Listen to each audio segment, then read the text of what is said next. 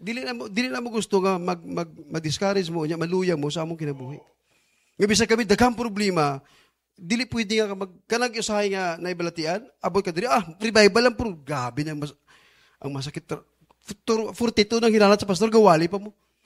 Di mo na pwede nga, di ko kawali church, kay kung paminaw. Muna ka sa pastor.